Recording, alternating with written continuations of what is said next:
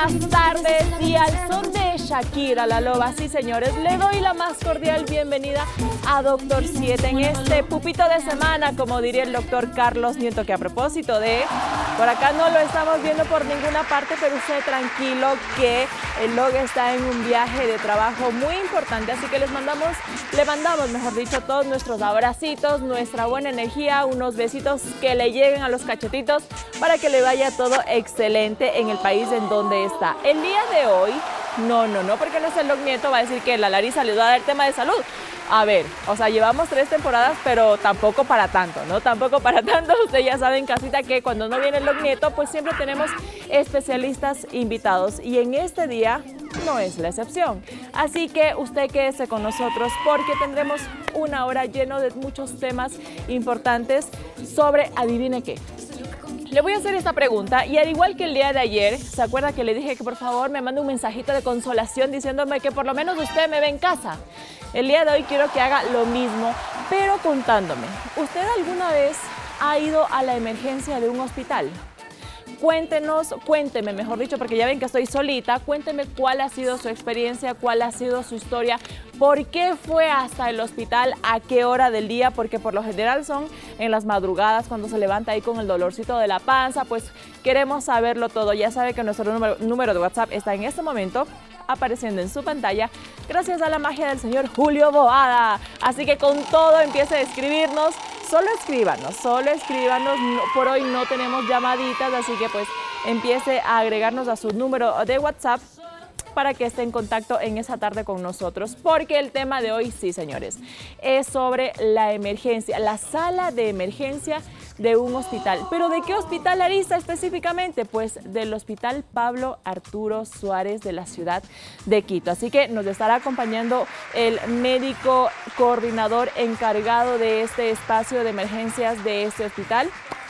Por lo que les digo que nos envíen todos sus mensajitos, todas sus dudas para que el doc les responda aquí en vivo. Ahí está sonando el primer mensajito. Si es el de usted, bienvenido sea. Y si no, pues todavía tiene tiempo para que nos agregue y nos empiece a escribir. Ya sabe que también tiene las otras opciones para que siempre esté en contacto con nosotros. Nuestra perfil de Instagram, @doctor7.es, por allá también en la parte de las historias tenemos nuestro segmento de la Meditrivia de esta tarde. La pregunta con las 3 opciones de respuesta. Además, la otra opción, la que no nos puede ver en vivo, pero sí a cualquier hora desde cualquier parte del país, de en cualquier lugar de su bello hogar, en la página de YouTube. Ecuador TV, va a irle hasta abajo, donde nos va a encontrar tanto salud veterinaria como salud humana. Justamente estamos viendo en pantalla lo que les decía, ¿no? Usted le baja, usted nos busca en YouTube como Ecuador TV y usted le baja hasta donde me encuentre a mí de portada. Y ahí va a tener absolutamente todos los programas. El programa del día de hoy no lo transmitimos por YouTube, pero sí lo subiremos el día de mañana jueves a las 10 en punto, ya está en esta plataforma. Pero las personas que quizá ya están en sus trabajos, en sus hogares, o que tienen que salir de movilizarse de un lugar a otro, pero no quieren dejar de perderse el tema que vamos a tratar en esta tarde, tranquilo que yo le doy la solución en este momento, y si nos ve todos los días, pues ya sabe que tiene también toda la programación en vivo, no solo de Doctor 7, sino de Ecuador TV a través de la página web www.ecuadortv.es. Por allá también vaya, que con un solo clic estamos siempre conectados 24/7. Ahora sí, señores y señoras, gracias nuevamente por estar acompañándome en este espacio a mí solita, pero no se preocupe que no falta mucho para que venga el doctor especialista de esta tarde, siendo las 5:05 en punto. Les recuerdo a las personas que están acá en la ciudad de Quito, tiene pico y placa, hoy es miércoles, los que terminan en 5 y 6, cuidado, se deja poner la multa, cuidado, les hago un recuerdito. En estos climas que por las tardes está lloviendo, como diría el Log Nieto, salga abrigadito, vea, no se deje agarrar por el mal clima, que le vaya a dar la influenza, que la gripe, que el COVID. Así que mantengamos la buena salud, las buenas vibras en nuestra familia. quiero hacer un paréntesis. Oye, hoy he venido así, pero qué bestia, como que me he comido dulces toda la tarde, chalala, chalala, chalala, pero no me importa porque yo sé que usted me está escuchando. Hagamos un paréntesis para recordarles que, adivine qué, Ecuador TV está de estreno, señoras y señores, en este mes de mayo. Sí, porque ¿quién no le ve a la Choco Garrido en las mañanas, a Arturo Barriga y a Diana Guevara? Pues les cuento las buenas nuevas, y es que desde este próximo lunes 5 de mayo, esto es Ecuador, extiende sus horarios, señoras y señores, de 8:30 a 9:30 de la mañana, una hora llena de buenas noticias, segmentos de cocina, artistas invitados y una variedad de temas que de verdad usted no se lo puede perder. Le estoy dando el dato, le estoy dando de 8:30 a 9:30 de la mañana desde este 5 de mayo. Ahora sí, señores, sin más que decirles, vámonos con nuestro segmento favorito de todas las tardes. ¿Cuál es? La Meditrivia.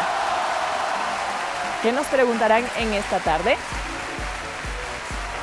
Y dice lo siguiente, el Doc Nieto no está, pero obviamente nos dejó la respectiva pregunta. ¿Cuál de estas opciones no requiere atención inmediata en emergencias? La opción A nos dice dolor en el pecho repentino y fuerte.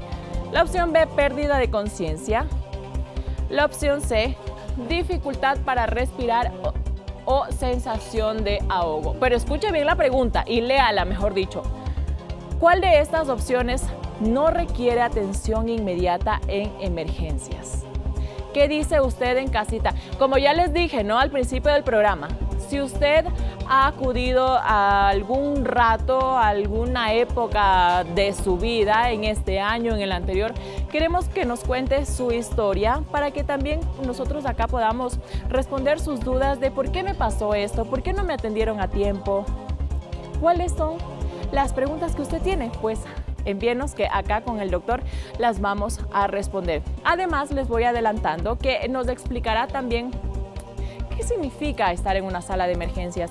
¿Por qué cuando yo llego con dolor de muela insoportable que para mí es como que se me está acabando la vida, me voy a desmayar, y no me atienden y llega otra persona que viene desmayado, por ejemplo, y coge y la atienden? ¿Por qué? ¿Por qué cree que usted pasa eso? ¿Será que hay alguna preferencia o alguna clasificación en cuanto a los pacientes en estas salas de emergencias? Pues todo eso los vamos a aclarar con el doctor, que ya está en nuestro estudio. Así que, sin más, nos vamos a una pequeña pausa mientras me quedo esperando sus mensajes. Sí, señores, de las experiencias que han tenido ustedes en las salas de emergencias de los hospitales.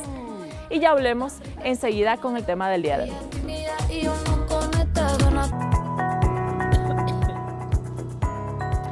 5:11 de la tarde y continuamos con Doctor 7. Y ya está acá en nuestro espacio el doctor Rafael Salazar. Él es coordinador de emergencias del Hospital Pablo Arturo Suárez, emergenciólogo de especialidad. Así que, ¿quién más mejor para atender pues y aclararnos todas estas dudas en esta tarde, hablando sobre las salas de emergencias de un hospital? Bienvenido, Doc. Muchísimas gracias por acompañarnos. Buenas tardes, muchas gracias por la invitación.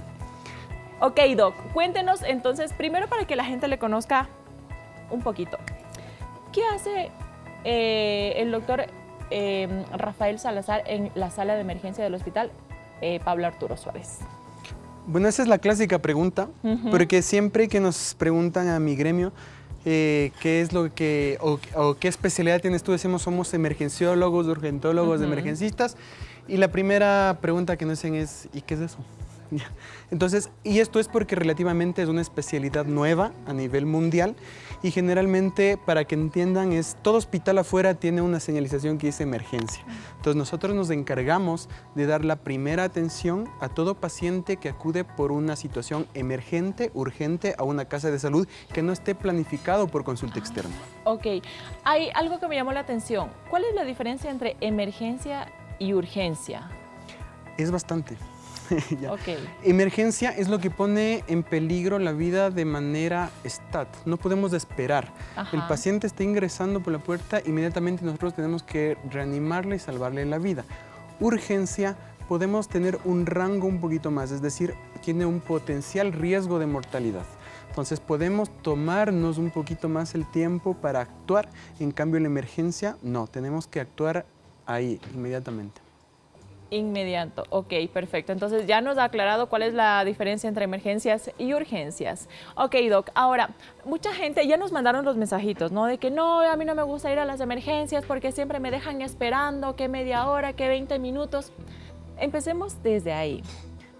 ¿Cómo clasifican o por qué unos pacientes que llegan después de que yo llegué son atendidos con prioridad? ¿Podemos explicar eso a la gente para que no haya más enojo en las salas de emergencia, más reclamos de por qué si yo llegué primero, por qué me la atiende al que acaba de llegar? Ya, bueno, a mí tampoco me gusta ir al servicio de urgencia, pero mi mamá me dice, eres el doctor, entonces tengo que ir, ¿no? Claro. Ya. Entonces, nosotros tenemos un sistema, que este sistema, hay múltiples sistemas a nivel del mundo, pero nosotros hemos acogido el sistema de triaje, el que más se adapta a nuestra realidad, a nuestra comunidad, en base a muchos estudios que hemos venido realizando. Entonces, lo categorizamos en 5 prioridades. La prioridad 1 es emergente.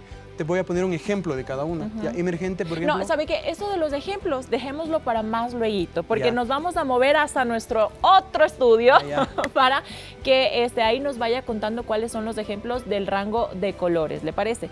Pero, por ejemplo, cuando llega, ¿en qué se basan o cuáles son los criterios para clasificar a un paciente? En las constantes vitales y la necesidad de atención del paciente. Por ejemplo, tenemos 5 prioridades. La 1 es roja, que necesita una reanimación emergente, urgente, instantánea, y la 5 que prácticamente no corresponde como tal a una urgencia o una emergencia. Dado que la emergencia está abierto 24/7, muchas veces se confunde que se puede atender cualquier tipo de patologías, pero sin embargo, al nosotros atender cualquier tipo de patologías, le estamos robando la oportunidad a un paciente que sí necesita una urgencia. Por eso necesitamos clasificarle. El sistema de triaje que nosotros utilizamos es el ESI4, que está aprobado para Latinoamérica. De hecho, quien lo empezó a usar fue Chile, luego fue a Argentina, y nosotros lo hemos acogido a nuestra casa de salud y nos ha servido bastante. Se basa en las constantes vitales de nuestro paciente y las necesidades de atención de este paciente. Una de ellas es el dolor. Un paciente está prohibido en mi emergencia que un paciente se esté quejando de dolor. Perfecto, mi doc. Entonces, para entender un poco más a detalle lo que es el triaje, mi doc, hemos preparado un pequeño reportaje en donde lo vamos a ver y regresamos para que usted, por favor, complemente con todo el conocimiento que pues nos ha traído para compartir a toda la gente que ve Doctor 7. Así que veamos. Con gusto. Nos encontramos en el Hospital Pablo Arturo Suárez y al ser un hospital de segundo nivel, vamos a adentrarnos en el lugar de emergencias para conocer cuáles son los protocolos, cuáles son la cantidad de médicos que están alertas a las emergencias y cómo se clasifican a los pacientes que llegan a esta unidad. Todo paciente que necesita una atención emergente es recibido acá sin ningún prejuicio, sin ningún juicio de valor, absolutamente. Quien decide si es que es emergencia o no es el médico que se encuentra en triaje. Para comenzar, es importante comprender que toda unidad de emergencias hospitalarias cuenta con un sistema de triaje, también conocido como clasificación según la gravedad de los casos. A veces el error de la gente es creer que es por orden de llegada o que todo es emergencia, ¿ya? Entonces nosotros debemos priorizar qué es lo que es emergencia, porque dependiendo de la gravedad clasificamos en los 5 ítems y le damos la atención prioritaria en los tiempos que amerita. Este proceso es crucial para garantizar una atención médica oportuna y eficiente. Pero, ¿cómo se lo utiliza? Pues a través de un sistema de colores que va desde el rojo al azul. Si es que un paciente está crítico en base a los signos vitales, este paciente pasa como un rojo, debe ser atendido inmediatamente. Si es que tiene inestabilidad, pero todavía puede esperar un poquito más, no pasamos de los 10 minutos, se la cataloga como urgente. El tercer ítem, que es amarillo, este paciente necesita una atención emergente, pero tiene un lapso de 60 minutos en los cuales podemos realizar un estudio, no peligra la vida. El estudio 4, en el cual necesita un análisis, probablemente sí es emergencia, pero puede esperar un poquito más, 120 minutos, durante el cual realizamos los análisis y pueden cambiar las prioridades. Y el periodo 5, en el cual puede ser consulta ambulatoria, consulta externa, o podría ser agendado o referido a una casa de menor nivel. Cuando un paciente llega a emergencias en el Hospital Pablo Arturo Suárez, médicos y enfermeros responden de inmediato.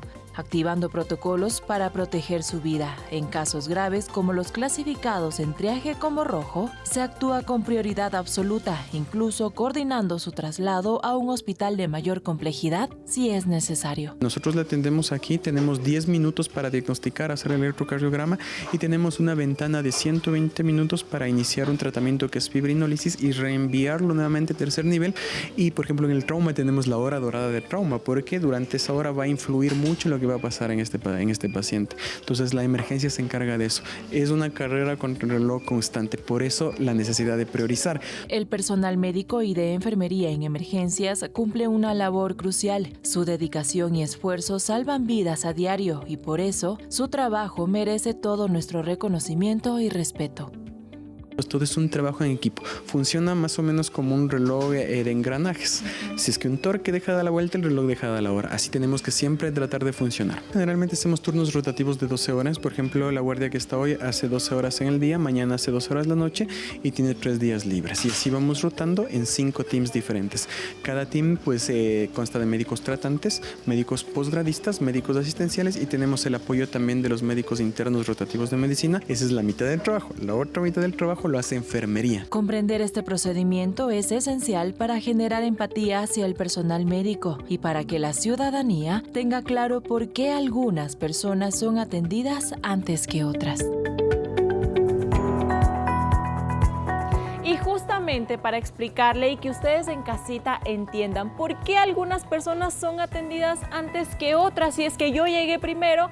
Tenemos acá el cuadro llamado triaje también, ¿no, Doc? Donde se clasifican por colores la gravedad de los casos de los pacientes que van llegando. Y para eso es que, por favor, mi Doc, ahora sí es momento y le invito a que nos vaya diciendo qué significa cada color, cada etapa y cuáles son los ejemplos con los que nosotros podríamos relacionarlos. Ya, la palabra triaje, para que entiendan, viene del francés que se llama triage. Ya, esto empezó en la guerra, en el cual los médicos de guerra tenían la necesidad de priorizar la atención para salvar la vida, en este caso de quienes tenían una mayor necesidad de ser salvados. Okay. ¿Ya? Entonces, eso se aplicó mucho a los servicios de urgencia, podríamos llamarlo a nivel urbano. Entonces, lo clasificamos en niveles. El nivel rojo, como tú ves, es una escala o una clasificación en la cual el paciente necesita ser atendido emergentemente. Es un paciente que llega o en paro cardíaco, en paro respiratorio o en riesgo inminente de hacer una parada cardíaca. No nos tomamos el tiempo de ver qué es lo que está ocasionando. Lo salvamos y luego lo estudiamos para ver qué es lo que está pasando. No lo dejamos morir. Este paciente tiene que entrar inmediatamente a la sala de cuarto crítico o de trauma shock, que se llama. Ok. Además de otro ejemplo de pacientes con problemas o enfermedades respiratorias, ¿qué otro tipo se catalogan dentro de este nivel? Ya. El nivel rojo es netamente lo que está el paro cardíaco, paro respiratorio inminente. Ok, inminente. Ya, ajá. No hay más. No hay más. Este paciente no puede esperar. Desde la puerta está la guardianía, está el personal de logística del hospital. Ellos de pronto dan el aviso. Tenemos un paciente que no se ve bien, por ejemplo. ¿Ya? Entonces, automáticamente a nosotros nos alerta y automáticamente la prioridad es rojo. Okay. Y este paciente ingresa al cuarto de crítico o de trauma shock. Ok, perfecto. Esto en cuanto, vamos con el nivel más alto de gravedad, ¿verdad? Y vamos bajándole hasta que llega ¿a qué color? Al azul. Al azul, ok. Vamos a ver entonces el siguiente color. De igual importancia, pero digámosle menos gravedad, ¿no? O sea, podríamos catalogarlo así. Sí. Emergencia, mi Doc. Esto puede ser el nivel 2 o el nivel naranja, en el cual el paciente tiene el riesgo potencial de tener un paro cardíaco. ¿Ya? O una parada respiratoria. Lo que tenemos que tener en cuenta es que las constantes vitales siempre se basan o en la frecuencia cardíaca o en la frecuencia respiratoria. El nivel de conciencia y el resto de valores giran en realidad a todo esto. ¿Ya? Entonces, si nosotros tenemos, por ejemplo, un paciente que viene con una presión baja, lo que nosotros llamamos una hipotensión o un estado de choque o un estado de shock, o incluso un paciente que tiene un dolor en una escala que nosotros en una evaluación objetiva, subjetiva, le decimos de 10 sobre 10. Un paciente que tiene un dolor de 8 para arriba, o sea, de 8, 9, 10, automáticamente es una escala naranja. Necesitamos aliviar el dolor. Puede ser algo tan sencillo como puede ser algo tan complejo. Ahora, ¿cómo nos damos cuenta o cómo los médicos se dan cuenta de que en realidad el dolor es de 8 a 10 para que sea catalogado dentro de este nivel de atención? Tenemos de todo. Porque, claro, yo puedo llegar a decir, me estoy muriendo, pero en realidad no. Y como usted lo decía en la nota, le podemos quitar el espacio a otra persona que en realidad necesite el lugar para ser atendido. Así es. Cuando los pacientes, podríamos decir, fingen, tengas un término que se llama los mimics, ¿ya? O síndromes conversivos, disociativos, histriónicos, ¿ya? Pero igual necesitan atención. Claro, claro. Otro tipo de atención, pero no tanto la que está ahí. Nosotros tratamos de no discriminar. Un paciente que me dice, tengo dolor, no puedo juzgarle. Pasa a evaluar.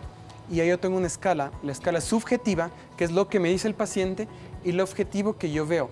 Cómo se comporta, cómo se mueve, cómo gesticula y sus constantes vitales. Un paciente que realmente tiene dolor, tiene una fascia de dolor, está con dolor, está recogido. Por ejemplo, si le duele el abdomen, está encorvado, que se llama posición antiálgica. Exacto. El dolor cambia la coloración de la piel. Entonces, un paciente que está un poco incluso azul, verdoso, pálido. Y aparte de eso, es un paciente que no grita, no se queja, no está exigiendo que la atienda, sino a poco más y está alzando la mano que dice ayuda. Y sus constantes vitales están alterados. Está taquicárdico, está con frecuencia respiratoria cardíaca alta, la presión puede estar baja. Entonces, eso nos está diciendo que el dolor sí es real. Ahora te pongo el ejemplo que tú me dices. Puede ser que yo veo todo esto y digo, el dolor de él no es real, pero igual le paso, ¿ya? Pero igual le paso porque hay diferentes escalas del dolor. ¿Ya? Mi umbral del dolor no es del mío, no es del mismo mío que el tuyo. Que el mío, claro. Entonces, probablemente para mí, el mejor ejemplo, un hombre con gripe es el peor dolor que puede tener. Exacto. Se murió. Ya. No resistió más, una semana en la cama. Ya. Las mujeres tienen un poco más de tolerancia, es decir, tienen el umbral del dolor un poquito más bajo. Entonces pueden tolerar un poquito más. Entonces, esto se va desarrollando incluso con el tiempo. ¿Ya? Vamos desarrollando con el tiempo el ojo clínico. Claro, percibir qué es real, qué no es real y cómo manejarlo. Por ejemplo, a veces un paciente, así sea mímic, me estoy fingiendo el dolor, es un paciente que me altera la sala. Entonces yo no puedo alterar el nivel psicológico de la sala. Tengo que pasarlo a un consultorio y darle la atención. Y ahí abordarlo de otra forma, por la puertita de lado y tratar de calmar. A veces son pacientes que solo necesitan unas palabras de alivio. Y eso es ser doctor.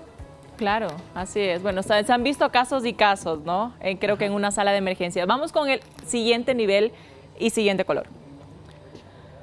Y le toca el amarillo, Doc. Ya. El amarillo es catalogado nosotros como una urgencia, que es un paciente que necesita una evaluación porque está cursando una patología que necesita ser resuelta ya. No está en riesgo de paro, pero puede tener un poquito menos de dolor, pero puede necesitar recursos. ¿Ya? ¿Cuáles son estos recursos? Laboratorio, va a necesitar imagen y va a necesitar valoración multidisciplinaria por varias especialidades. Un dolor abdominal, por ejemplo. Un dolor abdominal tiene una escala de EVA de 8, 10 o para arriba, ¿ya? Pero también puede tener 5, 6, 7, pero un dolor abdominal puede ser todo y puede ser nada. ¿Qué necesito? Laboratorio, imagen y probablemente valoración por otra especialidad. Es un paciente que lo catalogo como amarillo.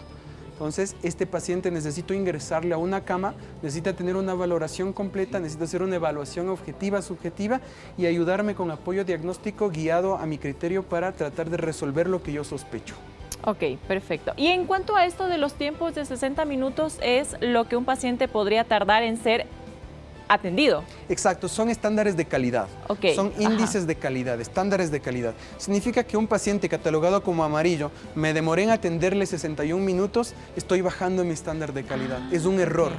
¿Ya? Yo tengo que siempre tratar de que no pase de los 60 minutos. Depende de cómo esté la sala. Si la sala está descongestionada, lo puedo atender inmediato, 5, 10, 15 minutos. Pero si tengo una sala congestionada, ahí empieza a contar esto. Empieza el reloj, tic-tac, tic-tac. Entonces yo sé que todos los que están amarillos, en un algoritmo mental así, no debo pasarme la hora. Ok, perfecto, listo. Entonces, lo voy a tener en cuenta para más adelante hablar en cuanto al papel que desempeñan los médicos dentro de. Claro. ¿Le parece? Vamos con el siguiente color. ¿Cuál se viene? El verde, Doc.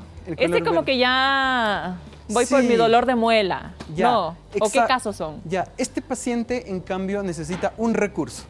El amarillo necesitaba dos recursos o más. Este paciente necesita un recurso. Por ejemplo, tu dolor de muela, ¿ya?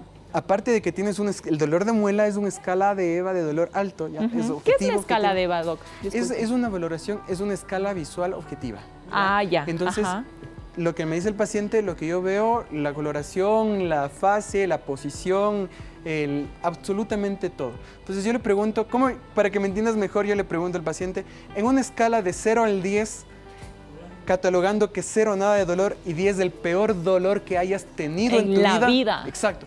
¿Qué dolor le pones ahorita? Entonces el paciente me dice, este es el peor, 10. ¿Ya? O comparan, por ejemplo, una mujer que ya ha dado luz por vía normal, dice, a ver, el dolor de parto es 10, ahorita yo le pongo un 7. Entonces digo, ya, evalúo.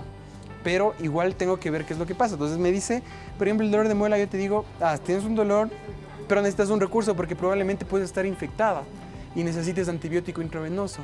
Entonces necesitas un recurso. Entonces yo te catalogo como verde y puedo demorarme 2 horas. Puedo demorarme hasta 2 horas en el caso de que tenga una sala congestionada. Pero hasta mientras una pasita para el dolor, ¿no? Claro, es que si es que la sala no está, por ejemplo, si tu dolor de muela tú me dices 10, ya no es verde. Ya pasa es un naranja. color más intenso. Yo tengo que calmarte el dolor y después me demoro en 2 horas para atenderte de una manera mucho más detallada. Perfecto. Pero este es un paciente que probablemente tiene una escala de EVA de dolor 2, 3, pero me dice que algo que me puede decir el paciente, esto nunca me ha pasado y por eso vengo acá. Pues mira, te está dando una alarma. O sea, él sabe que algo le está pasando mal y un error que probablemente podemos cometer los médicos de urgencias es tratarlo de manera muy subjetiva o subestimar lo que nos está diciendo el paciente. Cuando esto pasa, yo les pregunto a mis médicos y les digo, ¿cuánto tiempo le conoces al paciente? Dice, no, pues ahorita 5 minutos. Entonces, él se conoce toda una vida. Hazle caso. Entonces tenemos que sobreestimar y no subestimar.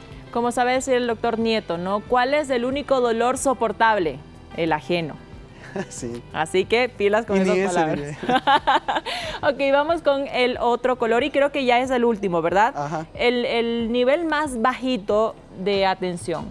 Sin emergencia. Es emergencia sin emergencia. Exacto. No necesita ningún recurso. ¿Ya? Probablemente es ese Mimic que te decía, que le catalogamos a un inicio incluso como naranja, pero pasó y nos dimos cuenta que en realidad está pasando un proceso de luto, un proceso de rompimiento, algún trastorno psiquiátrico, psicológico. Entonces lo que necesito es unas palabras de aliento, calmarle y automáticamente me doy cuenta que es azul. Por ejemplo, una gripe, ¿ya? Una gripe que llega a la emergencia no necesita ningún recurso, no necesito laboratorio, no necesito imagen, solo necesito probablemente mandarle una medicación ambulatoria, es decir, por la casa. Entonces es un paciente que me puede esperar ese tipo de, este lapso de tiempo en el cual tenga una emergencia totalmente congestionada. O la otra opción que yo le puedo decir al paciente es que acuda a un primer nivel de atención agendando un turno. Perfecto, mi doc. Bueno, hemos acabado con la clasificación de triaje, ¿se dice? Sí, triaje. Del triaje. Mire que ya estoy aprendiendo. Al principio del programa, ¿no? Cuando entramos solitos, les dije, ¿qué creen? ¿Que les voy a dar yo sola los temas de salud? Pues no, llevamos 3 temporadas, pero tampoco. Pero algunos términos técnicos, pues ya les voy entendiendo. Mi doc, tenemos preguntitas de toda la gente que nos escribe. Ya sabe que nuestro número de WhatsApp está en ese momento en su pantalla para que nos haga las preguntas, las dudas que usted tenga desde su casita y acá el doc Rafael les responda absolutamente todo con todos los detalles. Además, les pedí también que nos cuente su experiencia y nos han enviado, doc, así que le voy a contar. Buenas tardes, doctor 7. Una vez me llevaron a emergencias por la mordida de un perro. Es una situación, doctor. Atención, ¿en qué nivel según el triaje de colores? Ya. Una mordida de perro, dependiendo de la magnitud, no es lo mismo que te muerda un chihuahua que te muerda un Rottweiler o un Pitbull, ya depende muchísimo. Entonces, depende el estado hemodinámico de la persona, los signos vitales de la persona, la escala del dolor que tenga esta persona. Si es una mordedura la que acudió a la emergencia, probablemente es grave. Entonces, yo lo catalogaría, el médico le llegara a catalogar como naranja, porque necesita exámenes de laboratorio, necesita exámenes de imagen, necesita una curación, una sutura y lo más importante, aliviar el dolor. Claro, es verdad. Acá tenemos otro mensaje, mi doc. Buenas tardes, gracias por la información. ¿Es verdad que no se debe ir al hospital por cualquier dolor? ¿Cuáles son los signos que indican que debo ir de inmediato? Y aquí, mi doc, creo que deberíamos hablar también de esos pacientes que llegan a emergencias de color rojo, el triaje más alto, los que están con posible ataque o paro cardíaco o algún problema del corazón. ¿Qué hay que hacer en casa para que no se tarden tanto? Ya, el dolor torácico es una consulta muy frecuente en los servicios de urgencia y de hecho un dolor torácico lo catalogamos siempre como rojo o como naranja, sea el origen del que sea, porque puede tener muchas causas, no solo el infarto. De hecho el infarto está como catalogado una de las medianas, pero hay causas mucho más fatales o potencialmente mortales de dolor torácico, que no nos da mucho tiempo como el infarto, como una disección de la aorta, una ruptura de la aorta, ¿ya? Entonces, ¿qué es lo que nosotros debemos hacer? Un paciente que llega con un infarto, con un dolor de pecho, lo que primero tenemos que hacer sí o sí, sin esperar absolutamente nada, un electrocardiograma. Si el electrocardiograma nos descarta el infarto, ahí decimos, buscamos las otras causas. Un eco, una radiografía de tórax, investigamos un poquito más, preguntamos, hacemos exámenes. Pero si el electrocardiograma nos dio positivo para un infarto, inmediatamente pasa a la sala de cuarto crítico shock, donde recibe todo el tratamiento inicial del infarto y posteriormente es derivado a una sala de hemodinamia, donde recibe un intervencionismo coronario percutáneo para destapar la arteria coronaria que está obstruida. Ok, Doc, ¿han tenido ustedes situaciones en la sala de emergencia en donde quizá ahí la situación no hubiese sido tan grave al acudir a tiempo a emergencias? Y no es porque es el típico, ¿no? Que empiezo con el dolorcito, pero me voy a esperar, yo sé, aguanto que la pastilla, que la automedicación, pero llegas a un momento en que colapsas y ahí es cuando recién vas a emergencias. Pasa todo el tiempo, pasa todo el tiempo. Tenemos los dos extremos, ¿no?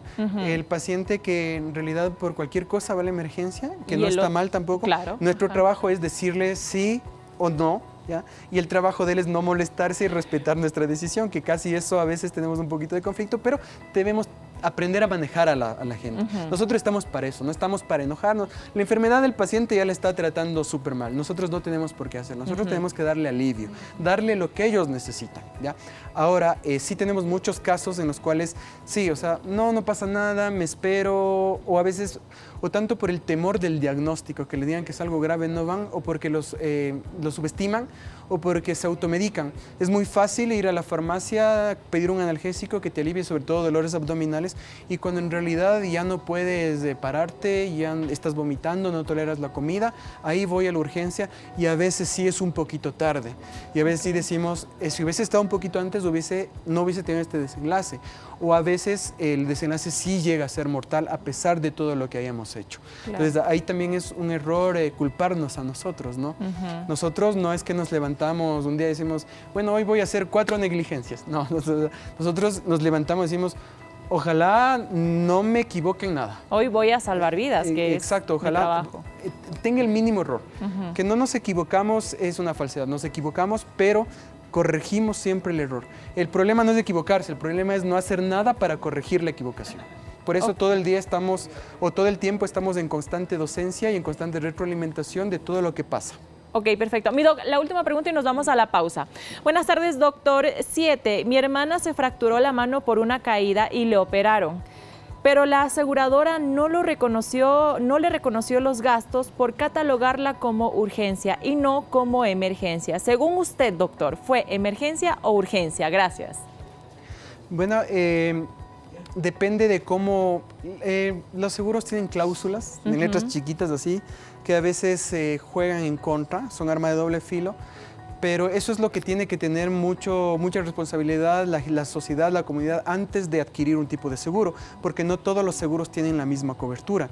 Entonces, una fractura expuesta podría ser catalogada como rojo, naranja, que en realidad es una atención inmediata, y una fractura que no es expuesta, que no está desplazada, que está estable, tranquilamente puede ser resuelta incluso sin una operación.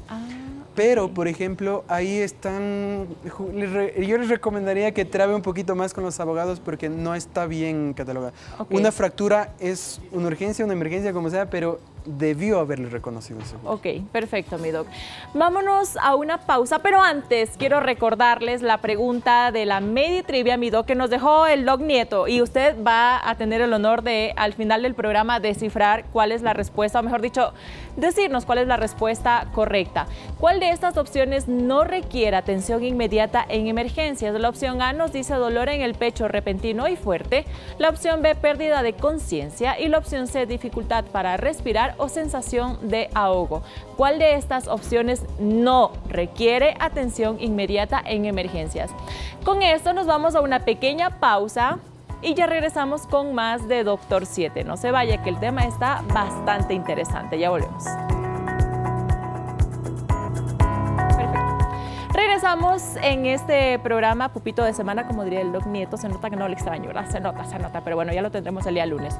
Estamos con el doctor Rafael Salazar, emergenciólogo del Hospital Pablo Arturo Suárez de acá de la ciudad de Quito, donde estamos hablando justamente sobre de qué se trata una emergencia o cómo son catalogados los pacientes que llegan a estas salas en los hospitales. Y hablando de mi doc, siempre surgen estos mitos, ¿no? De voy a madrugar a emergencias para que me atiendan primerito. Es uno de esos mitos que usted nos va a decir si es verdad o es falso, ¿le parece? Así que por favor, mi querida Antonella, el primer mito de esta tarde dice: mientras más temprano llegue al hospital, más rápido me van a atender. ¿Qué hay de cierto en eso o de falso? En urgencias no. Si tienes una dolencia emergente tienes que ir lo más pronto posible, eso sí, pero no significa que porque llegues antes que otras personas se te va a atender más pronto. Como ya vimos, la escala de triaje es por prioridad. Entonces, si es que un paciente llega por dolor torácico, va a ser netamente atendido más rápido que el paciente que tiene el dolor de muela. Claro. Entonces, nosotros catalogamos por prioridad y le damos el tiempo de atención desde lo más grave hasta lo más leve. Ok, perfecto. Y ya sabe que no sirve de nada fingir. Porque el doctor tiene ojo clínico. Todos los médicos tienen ojo clínico. A ver, vamos con el mito número 2. Si un paciente llega en ambulancia, ¿lo atienden más rápido? Sí y no, ¿ya? Porque nosotros tenemos un sistema de prehospitalaria que es el ECU 911, en el cual un paciente es atendido ya por personal de atención prehospitalaria. Ellos se comunican vía telefónica o vía radial con la sala de emergencia y nosotros ya le damos recepción. Entonces nosotros ya estamos esperándole. Entonces la gente cree que porque llega en ambulancia decimos no, ya va a llegar más pronto. No, nosotros ya sabíamos que él llega. Entonces, si viene un paciente producto de un accidente de tránsito, yo ya tengo listo su cama, el equipo, la enfermera, el fisioterapista, el médico, ya tengo todos los insumos para poder atenderle. Inmediatamente al paramédico yo le estoy recibiendo con las puertas abiertas. Entonces, yo no le pregunto al paramédico, ¿qué me traes? Yo le digo, te estaba esperando. Entonces el paciente llega para acá. Claro. También tenemos el caso de ambulancias privadas, ¿ya? Que en esta ambulancia privada igual va a pasar por la parte de triaje, igual se va a catalogar su severidad y de acuerdo a esto el tiempo de atención. Ok, perfecto. Entonces es una verdad a medias, como diría el Doc Arturo. Vamos con el siguiente mito. Y luego, Doc, me gustaría que también nos aclare cuáles son las especialidades y quiénes son los médicos que están dentro de esta sala de emergencia, ¿le parece? Claro. Le dejo ahí por si me olvido, usted me lo recuerda. En la noche hay menos personal, así que es mejor ir en el día. No. Los turnos son rotativos. Ok. Todo el tiempo está el mismo personal rotando tanto en el día como en la noche. Médico. Los únicos que no trabajan en la noche es el personal administrativo, el que se encarga de gerenciar, de dirigir, de conseguirnos los insumos, los medicamentos, pero el personal médico operativo está el mismo en la mañana, en la noche, 24/7. 24/7. De hecho, creo que nunca se ha cerrado la emergencia desde que yo tengo uso de razón. Mira usted. Ok, perfecto. Vamos con el siguiente mito y tenemos más mensajes, Doc. La gente está súper enganchada con el programa en esta tarde. A ver, si un paciente está sangrando, ¿debe ser atendido de inmediato? Sí, claro que sí. Tenemos que nosotros detener la hemorragia.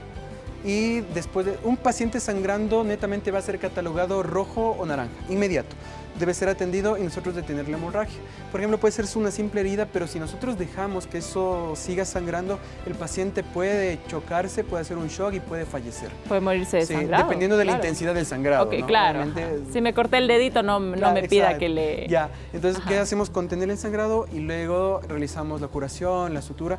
Y hay un problema, los sangrados internos, los que no se ven, tórax, abdomen, cerebro. Por ejemplo, una fractura del fémur en el muslo puede llegar a tener hasta 1,5 litros de sangre, que puede comprometer el estado vital del paciente. Entonces yo tengo rápidamente que resolverlo. Entonces, sí, un paciente que está sangrando tengo que contener la hemorragia y después detenerme a analizar qué tiempo tengo que demorarme. Ahí le clasifico. Exacto. Ok, perfecto. Vamos entendiendo. Vamos con el siguiente mito de... el día de hoy. Para ser atendido en emergencias, ¿no es necesario llevar documentos? Sí, no es necesario. No, no se discrimina eso. Siempre se recomienda, ¿no? Para agilitar un proceso, un poco el proceso de registro, puede ser. Registro de admisión. Pero el hecho de que, por ejemplo, nosotros tenemos muchos casos en la noche que son víctimas de asalto, de robo, de secuestro y les roban todas las pertenencias. Entonces llegan, entonces nosotros averiguamos a través del sistema, tenemos el sistema digital, entonces averiguamos y imprimimos la cédula digital, cogemos todos los datos. Incluso hemos tenido pacientes que están como NN, es decir, sin nombre, sin apellido, y al tercer día recién sale el aviso en las noticias de que está desaparecido. Y a veces vemos del sistema, oye, mira, ¿no es él? Y rápido damos la alerta a trabajo social de que nosotros tenemos al paciente, pero ya ha recibido toda la atención. Y es muy importante esto del registro para la admisión, ¿no? Imagínese que llega una persona inconsciente y la familia desesperada buscándole, como usted dice, teniéndole pues ahí en el hospital. Ahora la tecnología ayuda muchísimo. A veces tenemos solo por la cara, a veces las redes sociales. Entonces a veces viene alguien y dice, ya lo encontré en Facebook. Entonces empiezan a escribir ellos a los que parecen familiares, que son mamás en las fotos, y de pronto así hemos encontrado algunas veces a los familiares. No se crea que yo creo que unos 2 meses más y ChatGPT ya le identifica con solo tomarle la foto. Sí, de hecho el reconocimiento facial va a avanzar para eso. Así es. Vamos con el siguiente mito, Mianto. Si una persona regresa a emergencias por segunda vez en el mismo día, ¿deben atenderlo de inmediato sin pasar otra vez por triaje? Sí y no. Una persona que acude por segunda vez a la emergencia tiene que quedarse a veces hospitalizado o en observación al menos 6 a 12 horas. Porque un paciente, hay un dicho que se dice entre los emergenciólogos, si un paciente te regresa a la emergencia, algo más tiene. Que tiene que pasar por triaje, sí, tiene que pasar por triaje nuevamente, pero ya le conocemos, entonces se ve el registro y dice, no, mira, él ya estuvo hace 10 minutos. Entonces, por ejemplo, si él estuvo por un dolor abdominal, te pongo el ejemplo, catalogado, y los exámenes no nos salieron nada, se le dio de alta con signos de alarma, y uno de esos signos le hizo volver al paciente porque dice, el dolor me volvió a incrementar en la casa y por eso vengo. Entonces ya probablemente no le catalogo como verde, le catalogo como amarillo, porque necesito estudiarlo más. Avanzo un poquito más en el estudio y de pronto algo encuentro. Ok, perfecto. Otro mito, Mianto. Vamos rapidito, que el tiempo se nos está quedando corto, ya solo faltan 10 minutos y se acaba. En emergencia se deben solicitar todos los exámenes posibles, aunque no los necesite el paciente. No, siempre hay que pedir lo necesario, ni más ni menos.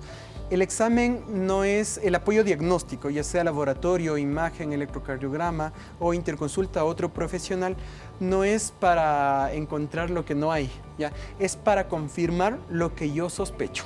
Entonces, yo no puedo gastar los recursos del hospital porque luego voy a llegar a medio año y he gastado todo y me voy a quedar sin recursos. Recursos y tiempo también, ¿no? Exacto. Entonces, yo tengo que priorizar, tengo que determinar. Eso se llama tratar de optimizar recursos. Y no por el no que no haya, sino por el hecho de que es lo normal. Yo no puedo pedir a un paciente absolutamente todo, no solo lo que necesita. Sí nos ha pasado, ¿no? Que a veces el paciente dice, no, vengo porque necesito un ataque de cráneo. Entonces, bueno, te pregunto por qué y empiezo a investigar y a veces sí, necesita. Entonces digo, sí necesita, pero si veo que no necesita, le explico por qué no necesita. No necesita. Ok, perfecto. Y vamos con el último mito. Si un paciente se siente mejor mientras espera, ¿debe irse sin avisar? No, eso se llama fuga del hospital. De hecho, tenemos la logística no permite que esto pase porque hay ocasiones, por ejemplo, que un abuelito llegó solo y tiene algún tipo de demencia, algún tipo de Alzheimer, por ejemplo, y resulta que se le fue el foco y quiere irse, se va.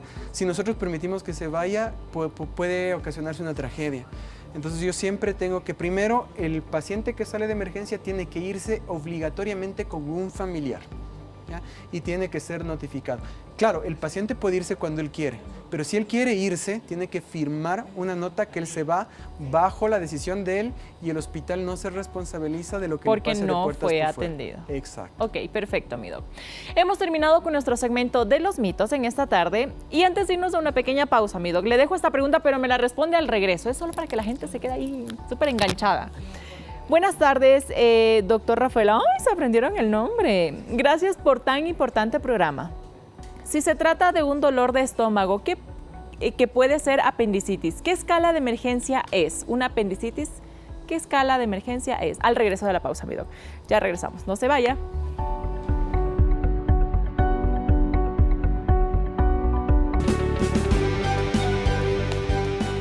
Regresamos a la parte final de Doctor 7 y antes de continuar, mi doc, ¿qué le ha parecido el programa? ¿Cómo se ha sentido? ¿Bien? Fantástico, como en casa. Ay, qué bueno, mi doc, así que espero que no sea la primera. Espero tenerle más veces acá en nuestro programa, siempre para educarles a todas las personas que nos ven a través de Ecuador TV. Mi doc, la pregunta que le hice antes de irnos a la pausa, ¿una apendicitis es catalogada como emergencia? Claro que sí, dependiendo el estado en el que esté. Hay varias etapas de apendicitis, entonces hay pacientes que vienen en etapas muy avanzadas que pueden ser incluso catalogadas como rojo porque pueden estar en riesgo ya vital, y hay apendicitis en las cuales están en fases iniciales, en las cuales incluso el diagnóstico es muy complicado. Tienen dolores abdominales muy insidiosos. De hecho, en medicina lo que decimos, la apendicitis puede ser lo más fácil y a la vez lo más difícil de diagnosticar. Y a veces hemos tenido que diagnosticar apendicitis en 1 o 2 días de estudio, observación, y a la final incluso el cirujano toma la decisión de hacer una laparoscopía diagnóstica y en el momento que está viendo ahí en la cámara la apendicitis, mira, sí está inflamada. No es porque el doctor no quiere... Exacto, porque... llegar al diagnóstico. La premisa del cirujano es, mientras menos opere, mejor. Okay. ¿Ya? Entonces, debemos tomarnos nuestro tiempo porque no es solo el acto de operar, requiere un montón de cosas. Entonces, yo tengo que juntar una serie de criterios y escalas. Hay como unas 10 escalas para evaluar apendicitis, en las cuales si me da mediana o alta predicción de apendicitis, yo digo, es apendicitis, pase para quirófano. Ok, perfecto. Ahora, Doc, tenemos 6 minutitos en donde me gustaría tocar el tema de ustedes. A las personas que trabajan, que dan su tiempo y su conocimiento dentro de esta sala de emergencia de los hospitales. ¿Quiénes son los médicos que atienden a los pacientes que llegan hasta esta área? ¿Qué especialidades hay? ¿Cuántos médicos, cuántas enfermeras? ¿Quiénes son los grupos de apoyo? ¿Cómo se manejan dentro de? Ya, nosotros tenemos 3 tipos de trabajadores de salud, se podría decir.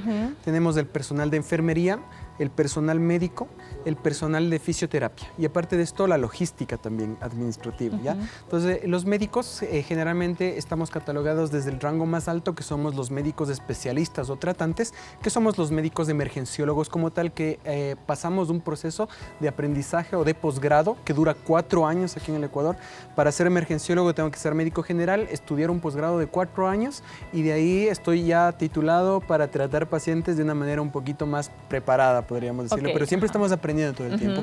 De ahí vienen los médicos de posgrado, que son aquellos que están cursando sus años, puede ser del R1, R2, R3, R4, dependiendo del año en el que esté, tiene un poquito más de responsabilidades. Tenemos los médicos asistenciales, que son médicos generales que están entrenándose igual en la parte de emergencia, pero que han pasado ya un proceso de aprendizaje o de entrenamiento básico y que están ya dando soporte a las urgencias. Dentro de estos, los más chiquitos se podría ser los internos rotativos de medicina, que son los estudiantes en su año de internado, que obviamente ellos lo que están haciendo es ayudándonos a trabajar, ¿ya? Y aprendiendo obviamente de lo que es la realidad de la medicina. Las enfermeras y enfermeros que se encargan de todo el cuidado de enfermería, el cuidado del paciente, administración de medicación, ellos nos dan las alarmas, ¿no? A veces son los chismosos, no, ellos nos dan las alarmas, dicen, mire Doc, este paciente le veo así, este paciente está acá, asado y cocinado. Dentro de ellos también tenemos los auxiliares de enfermería que se encargan del paciente de cuidarle, lavarle, tenerlo bonito, tenerlo guapo, de asearle, cambiarle el pañal, limpiarle el sudor, absolutamente todo. La higiene es muy importante también, ¿no? Exacto, sí. El personal de fisioterapia, que es fisioterapia respiratoria y física, que se encarga de rehabilitar al paciente o de dar toda la terapia de soporte, tanto ventilatorio como física. Y la logística, ¿no? Que es el personal administrativo, el de admisión, el de atención al usuario, la secretaria, absolutamente todos formamos un equipo en el cual tratamos de estar 24/7 en horario rotativo manejando las emergencias. Para brindarle la atención que se merece los pacientes que llegan hasta el hospital. Mi doc, antes de continuar con los mensajitos, tenemos la Meditrivia, así que vamos a responder rapidito. La pregunta de hoy decía, ¿cuál de esas opciones no requiere atención inmediata en emergencias? La opción A, dolor en el pecho repentino y fuerte, 44% de votaciones. La opción B, pérdida de conciencia, 25%. Y la opción C, dificultad para respirar o sensación de ahogo, 31%. Según la gente en Instagram, la opción A es la respuesta correcta. El doctor Rafael Salazar, ¿qué dice? Ninguna de las anteriores. Cualquiera de las 3 puede ser algo grave o no puede ser nada. Un dolor de pecho repetido y fuerte puede ser solo una ansiedad que no necesita ir a la emergencia, pero puede ser un infarto, una pérdida de conciencia, puede ser un stroke, un ictus, una hemorragia cerebral, o como también simplemente puede ser un choque por alguna noticia fuerte que es transitorio. Pero sí, yo pensaría que la opción C podría ser la que podríamos decir no debería ir a la emergencia tal vez. Pero recordemos que en el COVID la dificultad para respirar y sensación de ahogo era lo que hacía ir a las personas a la urgencia y de hecho era el único síntoma que tenían estos pacientes. Claro. Y puede ser una neumonía, puede ser un asma. Entonces yo pensaría que cualquiera de las tres opciones son bienvenidas en la urgencia y nosotros nos encargamos de catalogar si en verdad necesita una atención emergente o no. ¿En qué hospitales que atiende para ir? Con lo tan bien que nos ha hablado en este programa. Mi doc, ahora sí, para irnos despidiendo, un mensaje súper rápido a la gente. ¿Qué debería saber para no saturar masivamente las emergencias en los hospitales y no quitar el espacio a una persona que realmente podría estar necesitando de la atención de ustedes? Primero hay niveles de hospitales, hay primero, segundo, tercer nivel. Primer nivel son los centros de salud que también tienen emergencias, ya que son emergencias leves. Los de segundo nivel, como nosotros del Pablo Arturo Suárez, que tenemos todo tipo de emergencias, pero no las leves, pero eso nos encargamos nosotros un poquito más técnico. Y el de tercer nivel, como por ejemplo el Eugenio Espejo, el Rademarín, que tiene ya patologías mucho más graves que incluso son enviadas del primer y segundo nivel. Entonces de pronto no creer que la emergencia es un servicio de consulta externa que pueden ir a cualquier hora por cualquier motivo, o porque no me dan cita, o porque yo creo que yendo ahí me van a atender más rápido. No, no. La emergencia es el paciente que siente que tiene una emergencia debe acudir a la emergencia. Y nosotros nos encargamos en el triaje de saber si es una emergencia y si es emergencia, clasificar su prioridad de emergencia. Así es, perfecto, mi doc. Con esto nos vamos despidiendo. Muchísimas gracias por habernos acompañado, mi doc. Espero, como le dije, ¿no?, que no sea la primera ni la última. Nos vamos despidiendo, los dejamos con el chef Bigotes. Recuerde que mañana tenemos programa con el doctor Arturo Caviedes, donde hablaremos sobre los anfibios, los sapos, las ranas, bueno, todo eso que hace y esos ruiditos que a mí no me gustan. Y el viernes estaremos hablando sobre las cirugías estéticas. ¿Cuáles son esas medidas preventivas que usted debe saber antes de planificar una cirugía? Besos inmensos. Adiós. Nos vemos mañana. Chao, chao.